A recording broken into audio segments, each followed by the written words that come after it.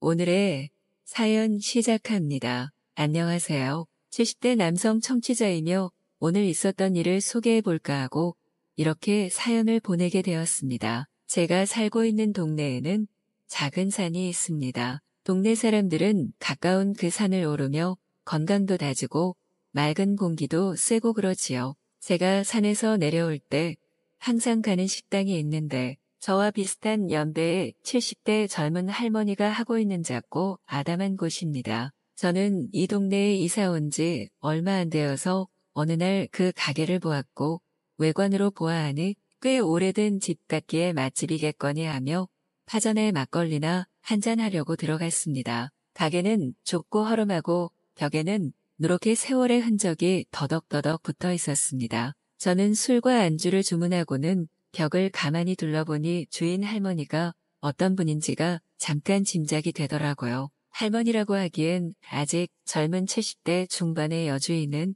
혼자 술 마시는 제가 좀 심심해 보였던지 한 잔 같이 해도 되겠냐며 자신이 마실 술인 듯이 술을 반 주전자를 더 갖고 오기에 그러라 하고는 옆에다 자리를 내주었습니다. 여주인은 종일 손님이 서너 명 올까 말까 하는 그 가게를 벌써 40년 넘게 꾸려오고 있다고 했습니다. 이제 인근에 재개발 공사가 들어가면 이 가게도 곧 허물어야 할 테지만 그때까지는 어떻건 꾸려가면서 말년을 보내볼 생각이라고도 했습니다. 남편이 가고 나니 자식들이 벌어서 조금씩 보태주는 돈으로 가게세도 내고 식재료나 막걸리도 사다 들여놓고 하고 있지만 이 가게가 이제는 지난 시절을 이어갈 수 없다는 것도 서서히 느끼고 있다고 했습니다. 시집 온 지 10년쯤 뒤부터 지금까지 꾸려왔지만 그저 동네 사람들이 산행을 하고 내려오다 목을 축이고 가거나 조용히 혼자 있고 싶어서 찾아오는 노년들이 간혹 들르는 곳일 뿐이란 거였죠. 그녀는 젊어서 집에서 가사만 돕다가 바로 말선을 봐서 시집을 왔고 그러다 보니 연애도 못 해봤다고 합니다. 그리고 막상 결혼을 하고 보니 시부모와 시누이들이 줄줄이 달린 시집에 사는 것이 너무 힘에 겨웠고 뭔가 핑계거리를 대서라도 바깥 활동을 하면 시집살이를 피할 구실이 만들어지지 않을까 하며 남편을 졸랐다는 거죠. 그래서 남편이 하던 철물점 바로 옆에 가게가 하나 비었기에 거기에 자리를 잡고 파전이나 국수를 팔기 시작했다고 합니다. 그런데 손님들이 하도 청하니까 막걸리도 팔게 되었고 어느덧 세월의 흐름과 함께 하산길 동네 막걸리집이 되어갔다고 합니다. 남편이 살아있고 철물점이 제법 장사가 되던 1990년대까지는 이 가게가 아무리 시원찮게 수입이 나와도 기댈 언덕이라도 있었으니 그나마 다행이었다고 합니다. 일의 보람도 느껴가면서 반찬 값이나마 벌었고 음식 솜씨 좋은 집에 셋째 딸로 나서 부모님이 하시는 작은 빵가게에서 일을 돕던 처녀 시절이 도움이 된 점도 있다고 합니다. 그녀의 친정은 팥도 났으나 고로케, 꽈배기 같은 것들을 만들어서 파는 작은 가게를 하고 있었고 갓 튀겨진 그것들을 그녀는 작은 유리진 열장 안에다 늘어놓거나 손님들을 맞거나 하면서 조용한 처녀 시절을 보내고 있었던 거죠. 어느 날 잘 알고 지내던 동네 아줌마가 그리로 어떤 총각을 데리고 왔고 키 크고 훤칠한 총각의 모습에 끌려서 그녀 역시도 그런 남자면 자신의 짝으로 괜찮겠다며 나름으로는 기뻐했다고 합니다. 그렇게 일은 조용히 진행되어 이후로 총각은 퇴근길에 도나스 가게에 들러서 그녀와 잠깐 이야기를 나누었고 그러면 그녀의 부모는 근처에 산책이라도 나갔다 오라며 시간을 내주었기에 둘은 가벼운 산책을 하며 데이트를 즐겼다고 합니다. 그리고 클로버가 우거진 어느 공터에 그는 청혼을 했고 그녀는 자신이 그날 내 입자리 행운에 클로버를 단박에 찾은 것이 행운을 가져왔나 보다며 나름으로 생각했다고 합니다. 그렇게 결혼을 했지만 시집살이는 고되었습니다. 우선은 결혼 안 한 시누이들이 넷이나 되었고 다들 약속이나 한 듯이 못되게 굴었기에 그들을 하나하나 다독이는 것도 힘이 든 데다가 시어머니 역시 깐깐하기가 이로 말할 수가 없었습니다. 집안의 제사는 한 달에 한 번 꼴로 돌아왔고 드나드는 손님은 없었지만 철마다 인사드리러 가야 할 어른들은 많았습니다. 시부모는 며느리에게 만만하게 보이지 않으려는 심사로 여간에서는 며느리에게 칭찬도 안 하고 늘 무뚝뚝하게 대했고 그런 점은 시누이들도 똑같았습니다. 그러자 그녀는 분가를 하기 어렵다면 자신이 나가서 돈을 버는 것으로 상황을 조금 모면해보면 어떨까 하는 생각을 하게 되었고 친정의 도움과 남편이 몰래 쥐어준 돈으로 조그맣고 허술한 그 가게가 마련이 되었다 합니다. 여주인의 인생사를 들으며 저는 잔에 담긴 막걸리는 마저 다 마셨습니다. 그녀는 일을 마치고 집에 가봐야 독거노인으로 살고 있을 뿐이라며 허전해하더군요. 줄줄이 딸린 시집 식구들이 싫어서 이 가게로 도망을 왔는데 그 세월간 그저 이 작은 공간에 겨우 피신했다 뿐 세월은 피해갈 수 없었다며 웃더군요. 자신보다 나이 든 사람들은 이미 죽었거나 언제일지 기약할 수 없는 그날을 기다리며 하루하루 보내고 있고 어리고 귀여웠던 사람들은 시집 장가를 가거나 하면서 자연스레 자신에게서 멀어져 갔다고 했습니다. 여주인과 저는 비슷한 연배라는 공통점 때문인지 이야기가 잘 통해서 연거푸 잔을 기울이며 세상 살아온 이야기를 계속했습니다. 이제 나이 70 중반이 되었는데 뭐하며 남은 인생을 살건가 생각해보니 저는 아직 건강이건 뭐건 크게 걱정할 정도는 아니란 생각이 들어서 최대한 젊게 살겠다고 말했습니다. 그녀는 자식들에게 살갑게 대해줄 시간이 없었던 것이 마음 아프다고 했습니다. 그녀는 아이들이 초등학교 고학년에 될 때에요.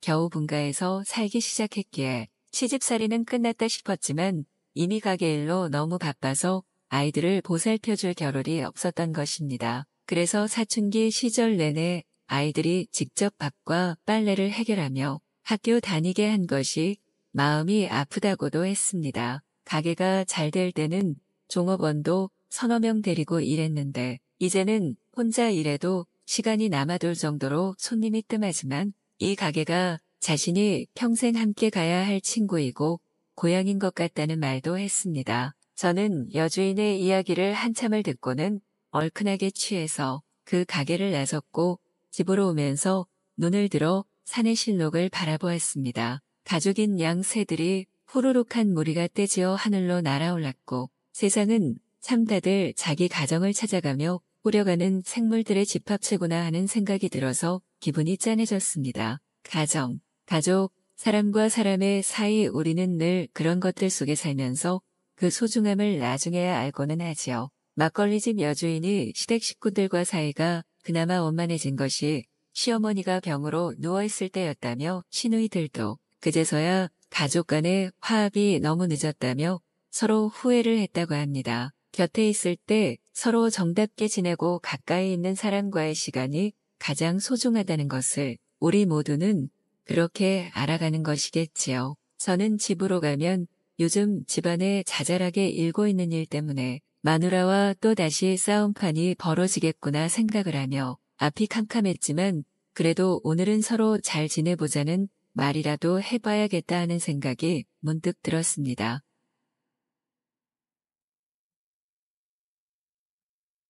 오늘의 사연 시작합니다. 안녕하세요. 옷가게에서 일하는 30대 후반의 여성입니다. 저는 아파트 단지 인근의 옷가게 종업원으로 일하고 있고 의류 판매업에 종사한 지는 17년 정도 되었습니다. 하지만 옷가게가 월급이 센 편도 아니다 보니 그저 제 용돈 쓰고 나면 저축은 생각지도 못하기에 여태건 남의 가게에서 일하고 있습니다. 하지만 오래전에 이 일을 처음 시작했을 때는 동생들도 셋이나 공부시키며 자취월세나 생활비도 충당해가며 살았습니다. 그때에 비하면 지금은 제 한 몸만 건사하면 되니까 조금 나아진 편이긴 하지요. 그렇게 세월이 흘러 이제 40을 앞두고 있는데 숙녀복 매장에서는 나이 든 저를 직원으로 원하는 것도 아닌 것 같아서 부인복 매장으로 넘어와서 일을 하게 되었습니다. 저희 가게에 오시는 분들은 대다수가 가정주부이시고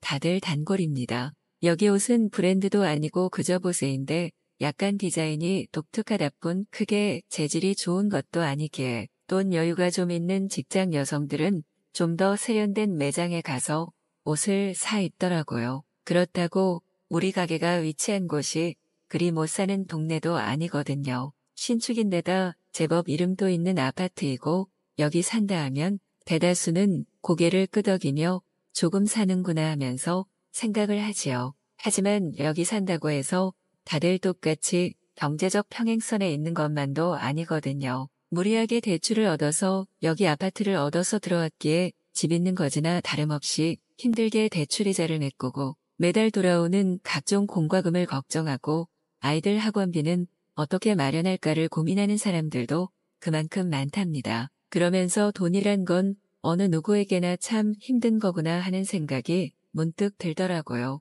저 역시도 돈과 관련해서는 아픈 일들을 많이 겪었습니다. 돈 때문에 싸운 부모가 별거하는 것도 겪었고 돈이 가진 서글픔을 아는 어떤 남자한테 사랑도 듬뿍 받아봤고 그러면서 반대로 그 돈이 계기가 되어 인생이 힘든 적도 있었습니다. 근 20년 전에 번화가에서 대형 곳의 옷가게에서 일할 때 거기 사장이랑 연애하다가 애까지 가진 사실이 그렇게 돈과 연결되어 저를 힘들게 했었지요. 사장은 그 당시에 나이가 이미 40대 중반이었습니다. 저와 사장이 그렇고 그렇단 소문은 결국에는 가게 안의 종업원들과 사장의 마누라 귀에까지 이야기가 들어갔고 사장은 처음에는 부인했지만 결국 시인하고 마누라가 나서서 일을 처리하기 시작했습니다. 맨 처음 사장은 제가 동생들 셋이나 데리고 자취하면서 전적으로 옷가게에서 버는 돈으로만 동생들 공부도 시키고 생활비나 반값도 대고 있는 것을 알았기에 저를 너무 가여워했지요. 당시에 우리 부모님은 별거 중이어서 한창 사춘기 동생들이 공부할 환경이 전혀 안 됐기에 제가 부모 역할을 해야만 한다는 사실도 알게 되었지요. 제가 동생들을 자취방으로 불러 모아서 학교를 전학을 시켜주고는 제가 할 수 있는 한 최선을 다해서 뒷바라지하는 것을 알고 사장은 굉장히 감명을 받았습니다. 그리고는 꼭 자신의 젊은 시절 모습 같다며 울었지요. 술주정뱅이 아빠가 제게 있긴 했습니다. 하지만 동생들을 제게 전부 일임하고 계셨고 엄마는 그 즈음에 다른 남자와 함께 사라졌습니다. 가장 어린 동생은 초등학생이었고 그 위로 중학생과 고등학생이 있었는데 그 아이들을 그렇게 방치한 부모가 야속했지만 돈 버는 사람은 저뿐이었기에 어쩔 도리가 없다 생각했습니다. 다행히 동생들은 다들 공부를 잘했고 학교에서도 어느 정도 배려를 해주었기에 어지간한 것은 동생들 각자 학교의 동창회나 재단에서 나오는 성금으로 충당이 되었습니다. 하지만 돈이 들어간다는 것은 여전한 사실이었습니다. 저는 종일 옷가게에서 서서 일하고 밥도 도시락을 싸와서 먹으며 가게에서 주는 식대를 쓰지 않고 아껴두었습니다. 그 모든 것들이 동생들을 위해 써야 할 돈이라 생각했고 부모가 능력이 닿지 않고 신경을 못 써주는 것을 뻔히 알면서 제가 그대로 지나치는 것은 도저히 도리가 아니라고 생각했습니다. 그러면서 저의 지친 몸과 마음은 아무도 돌아봐줄 사람이 없다는 것이 조금 슬펐습니다. 그리고 그 옷가게 사장이 어느 틈에 보듬어주면서 서로 정이 깊어갔고 결국은 원치 않는 임신까지 하게 되었던 것입니다. 일이 커지고 아내의 귀에 이 일이 들어가자 사장은 저를 두둔하며 상황을 설명했다고 합니다. 동생이 줄줄이 딸린 상황에서 힘들게 살고 있다는 것과 제가 아무렇게나 막 사는 철없는 젊은 여자가 아니란 것까지 세세하게 모두 말입니다. 하지만 그런 것은 아무것도 통하지 않았고 사장의 마누라는 저를 부르더니 모든 것을 원상태로 되돌리고 아예 떠나라고만 했습니다. 그러면서 저는 그 여자가 주는 돈으로 혼자서 병원으로 가서 수술을 받고 동생들에게는 그저 한 며칠만 쉬겠다고 말하고는 몸조리를 하다가 다른 옷가게로 옮겼습니다. 마음이 아팠던 사장은 이후로도 몇 번이나 연락이 왔고 처음에는 한두 번 만났습니다. 그동안 저에게 선심으로 베풀었던 약간의 물질과 돈이 아내의 레이더에 걸렸기에 그는 다시는 저를 만나지 않겠다는 각서를 쓰고 마무리를 지었다고 했습니다. 그러면서 제게 어쩌면 좋겠냐고 물었습니다. 저는 사장의 마누라에게 입막음용으로 어느 정도 돈을 받았으니 돈은 더 이상 개입하지 말자고 했습니다. 사실 너무 치욕적인 돈이긴 했지만 상황이 어려워서 어쩔 수가 없었습니다. 더구나 수술 비용도 있어야 했고 일이 그 정도로 커졌기에 빨리 상황 정리를 하는 것이 맞다는 생각도 들어서 여자가 하라는 대로 했습니다. 더구나 사장이 이혼이라도 하고 저와 결혼할 처지도 아니었습니다. 그 옷가게조차도 처가에서 준 돈으로 차린 것일 뿐 원래가 가난했던 사장은 제가 자신의 젊은 시절 같아서 동정심을 품었던 보통의 사람일 뿐이었습니다. 미안하다는 말과 함께 그가 어떻건 전셋집이라도 최대한 마련해보겠다 했지만 저는 거절하고 조용히 일이 못 튀기를 바라며 돌아왔습니다. 사장이나 저나 참 순진하고 세상을 얕게 살지 못한다는 생각도 들었습니다. 동생들 건사하느라 맨날 10원 한 푼 안 쓰고 살았는데 누가 마음을 열어준다고 덜컥 기댔던 제가 아주 어리석었다는 생각도 들었습니다. 애초에 공과 사를 구별 못하고 허술하게 아버지뻘 되는 남자에게 기댄 이유도 나름으로 짚어졌습니다. 가족을 위해 이리저리 살 길을 찾지 못하는 무능한 저의 아버지. 그에 비해 비슷한 또래임에도 열심히 돈도 벌고 이것저것 다정다감하기까지 한 사장을 만나고 보니 마음이 녹았던 것인지도 모르겠습니다. 그렇게 다가가다 보니 마음의 중심을 잃고 남녀 사이가 되어버린 것은 아닐까 하는 생각도 들었고요. 이제 동생들은 각자 결혼을 했거나 자기 밥벌이는 하고 있습니다. 우리 아직도 가난하게 살지만 그동안 쌓은 끈끈한 우애가 있기에 불행하다는 생각은 하지 않습니다. 부모님은 결국 이혼하고 각자 나름으로 어디서건 살고 계시고 가끔은 연락도 옵니다. 우리 가정이 그렇게 된 것은 돈 때문이었지요. 제가 그 사장과 연결되었던 이유도 형편이 어려운 저를 가엾게 여긴 그 사람의 온정 때문이었고요. 그리고 복잡한 상황을 종료하려고 그의 아내가 제게 내민 것도 돈이었습니다. 그러고 보면 돈은 사람 마음을 쥐었다 놓았다가 하면서 참 복잡 미묘한 것 같습니다.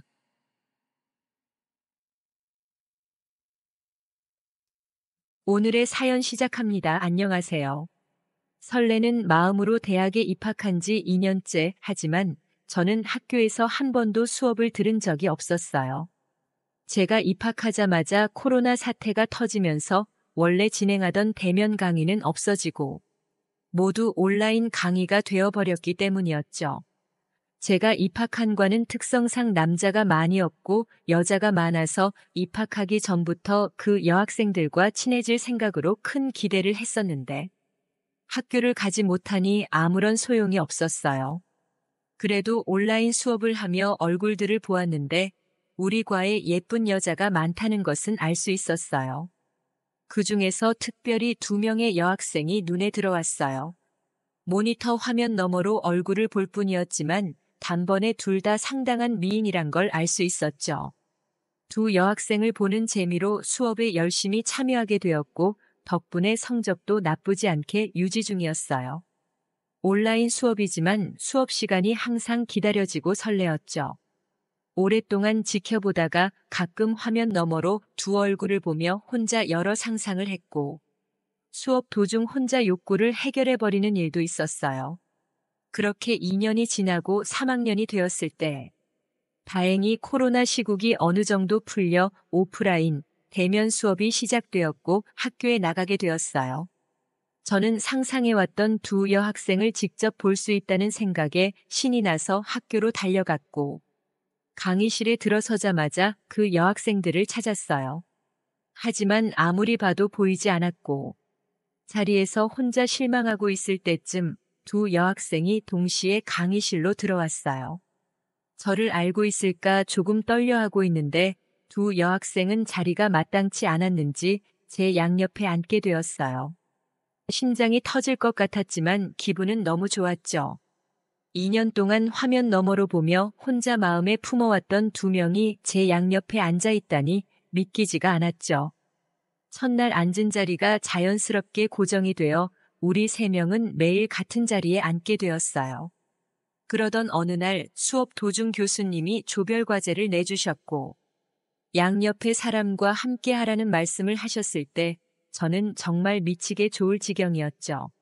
한 달 가까이 옆에 앉으며 대화 한 번 못 해봤었는데 그때부터 셋이 자연스럽게 대화를 시작했고 저는 대화가 끊기지 않도록 최대한 노력하며 이어나갔어요. 제 노력 덕분이었을까요? 결국 수업을 마친 뒤 조별 과제를 위해 카페에서 만나기로 했고, 의외로 케미가 잘 맞았던 우리 셋은 금방 친해져서 자주 만나게 되었죠. 두 명의 미인과 함께 다니니 세상을 다 가진 것 같았고 친구들도 모두 부러워했어요. 그렇게 셋이 맛있는 것도 먹으러 다니고 술도 마시며 많은 이야기를 나누게 되었고 서로에 대해 모르는 게 없는 사이가 되었죠. 그렇게 우정을 이어나가던 도중 저는 딜레마에 빠지고 말았어요. 저는 두 명을 모두 좋아하게 되고 말았고 어느 누구도 놓치고 싶지 않았어요. 물론 그 두 여학생이 저를 좋아하고 있을지는 모르지만 만약 그렇다고 하면 현실적으로 두 명과 동시에 연애를 할 수 없었기에 선택을 해야 했었죠. 고민에 고민을 거듭하던 저는 아찔하지만 두 명과 동시에 연애를 해야겠다는 생각을 가지고 계획을 세운 뒤 실행에 들어갔어요.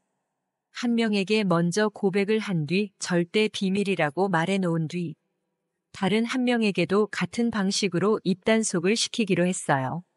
정말 다행히도 두 명 모두 저에게 호감이 있었고 계획대로 잘 맞아떨어져서 두 명과 동시에 연애를 시작하게 되었어요. 제일 친한 친구 한 명에게만 이 사실을 털어놨고 저를 나쁜 놈이라고 욕했지만 저는 이미 상황이 벌어졌으니 멈출 수 없다고 하며 위험한 연애를 이어나가게 되었죠. 서로에게 비밀로 하고 두 명을 번갈아가며 만나는 하루하루가 그렇게 아찔하고 스릴 넘칠 수 없었어요. 제 계획대로 하루에 한 명씩 데이트를 했고 모두에게 비밀이라는 핑계로 오픈된 장소가 아닌 모텔 같은 장소에서 만났고 두 명과 하루씩 번갈아가며 사랑을 나누었어요. 그런 연애를 이어가다 보니 점점 더 용감해져서 하루는 아무도 없는 강의실에서 한 명과 사랑을 나누고 바로 다음에 동아리 방으로 가서 또 다른 한 명과 사랑을 나누었죠. 그런 스릴이 저를 더 흥분하게 만들었고 모든 에너지를 두 명의 여자와 사랑을 나누는 데 쓰고 있었죠. 어느 날은 제 자취방에서 한 명과 사랑을 나누고 나가는 길에 다른 한 명이 집으로 들어왔는데 처음에는 의심을 했지만 서로 저와 연애하는 줄 모르고 있었기에 무사히 넘어갈 수 있었죠. 하지만 꼬리가 길면 밟힌다 했던가요? 6개월을 그렇게 스릴 있는 연애를 즐겨가며 아무 탈 없이 지내던 중 두 명 모두에게 이 사실을 들키고 말았어요. 유일하게 비밀을 털어놨던 친구가 저에게 속고 있는 두 명이 불쌍하다며 사실을 말해버렸어요. 처음에는 두 명 모두 저에게 불같이 화를 내며 나쁜 놈이라며 욕을 했고 저는 미안하다고 빌며 용서를 구했지만 아무 소용이 없었어요. 저는 이렇게 제 사랑을 모두 잃는 것인가 생각하며 좌절하고 있었죠. 하지만 그 시기에는 두 명 모두 저에게 너무 깊게 빠져 있었는지 얼마 지나지 않아 둘 다 저를 놓치고 싶지 않다고 말했죠. 하지만 둘 다 만나는 것은 용납할 수 없다고 하며 삼자 대면하여 둘 중 한 명에 대한 선택을 강요했어요. 저는 정말 선택을 할 수 없었어요. 나쁜 놈이라고 생각할 수 있지만 두 명 다 사랑하고 두 명 다 놓칠 수 없었기 때문이죠. 그렇게 저는 더 위험한 상상을 현실로 만들고 싶어졌어요. 세 명이 함께 사랑을 나누고 싶어졌죠. 저는 두 명 다 사랑해서 선택을 할 수 없다고 말하며 셋이 함께 사랑을 나누고 싶다고 고백해버렸어요. 그런데 무슨 일인지 처음에 그 말을 들은 두 명은 저에게 불같이 화를 내며 자리를 박차고 나가버리더니 결국 며칠 뒤에 두 명 다 저를 포기할 수 없다며 조건부 허락을 하고 말았죠. 여자 동기 두 명이 이야기를 나눴고 그 행위를 허락은 하되 한 달 동안만 셋이 사랑을 나누며 느껴본 뒤 선택을 하라는 조건이었어요. 그렇게 우리는 처음 친구로 만났던 그때처럼 셋이 만나게 되었고 세상 짜릿하게 셋이 사랑을 나누게 되었어요. 저는 너무 행복해서 미칠 지경이었죠. 처음 온라인 화면 너머로 보며 혼자 욕구까지 해결하게 만들었던 그 두 여자가 저에게 사랑을 바라며 열심히 만족시켜주려고 애쓰는 모습에 저는 둘 다 만족시키기 위해 탈진할 만큼 모든 것을 쏟아내고 말았죠. 그렇게 꿈 같은 나날이 이어졌어요. 처음에는 강의실과 동아리방에서 따로 나누던 사랑을 이제는 둘과 함께 동아리실에서 나누고 있었죠. 제 자취방에서도 둘과 함께 사랑을 나눈 뒤 쓰러져 잠들어 버리는 경우가 많았고, 그렇게 저는 모든 것을 다 가진 남자가 되었죠. 결국 약속한 한 달이 지났지만 어느 누구도 포기할 수 없었던 저는 선택을 못하겠다는 핑계로 또 한 달을 연장했고, 그 다음에 또 한 달씩 늘리며 셋이 계속 사랑을 나누었죠. 어느새 4학년이 된 지금까지도 저는 두 여자를 만족시키기 위해 온 힘을 쏟아내고 있습니다. 행복한 날들이 언제까지나 이어지길 바라면서요. 오늘의 사연 여기까지입니다. 구독, 좋아요 꼭 눌러주세요.